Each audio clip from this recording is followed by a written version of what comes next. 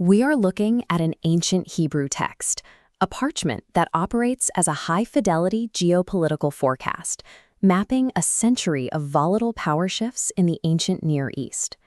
Right in the opening line of chapter 13, the text sets its target, the burden of Babylon, which Isaiah the son of Amos did see.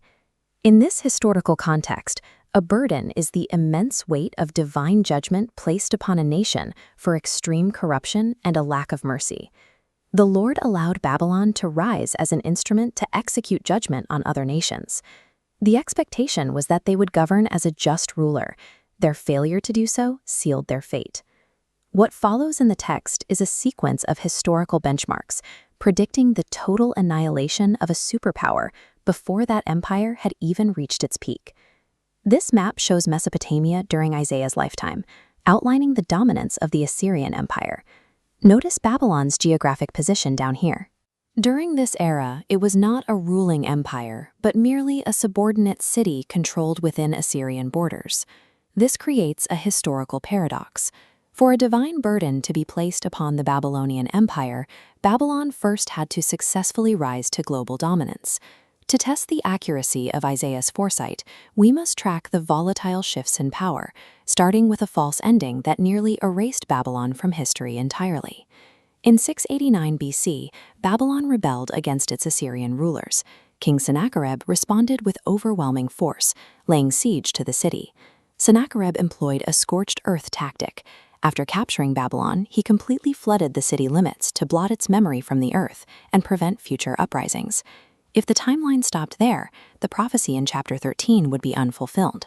Assyria had destroyed the city, not the Medes. But following Sennacherib's death, his son Esarhaddon reversed course and began rebuilding Babylon's infrastructure and its importance within the empire.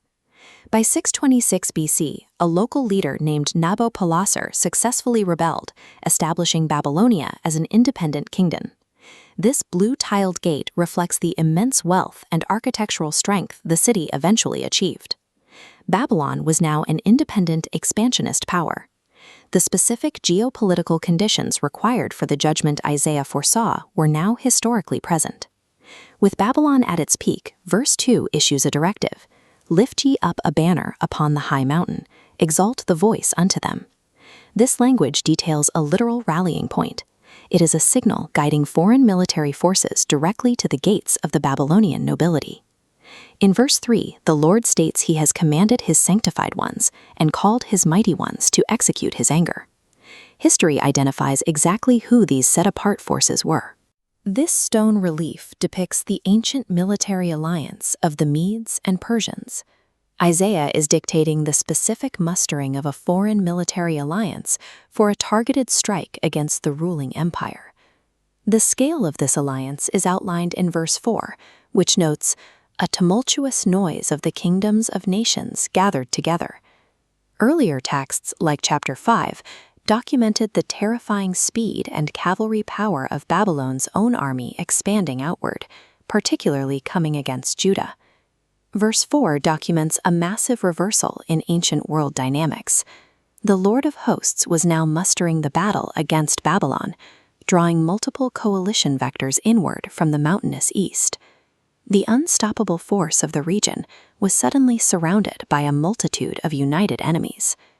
Verse 5 concludes the deployment orders, stating these forces come from a far country, from the end of heaven, as weapons of indignation to destroy the land. In 538 BC, marching from beyond the east of Iran, Cyrus the Great led the united Medo-Persian army to the walls of Babylon. Capturing the city presented an immense tactical hurdle. Babylon was protected by thick fortifications and the deep, fast-moving waters of the Euphrates River.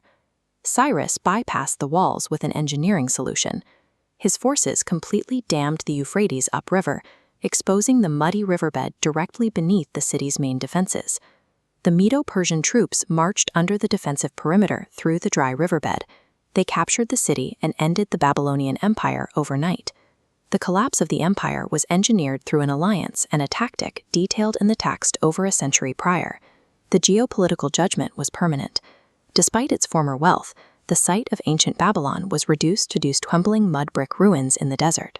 The finality of this destruction serves a dual purpose, moving from specific history into the realm of typology.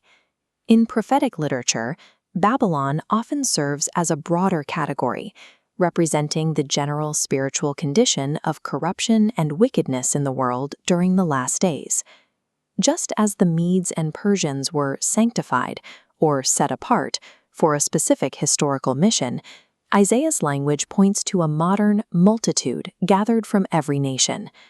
This suggests that the ancient mustering of an alliance to overthrow a physical empire mirrors a current spiritual gathering to join in the final overthrow of global wickedness.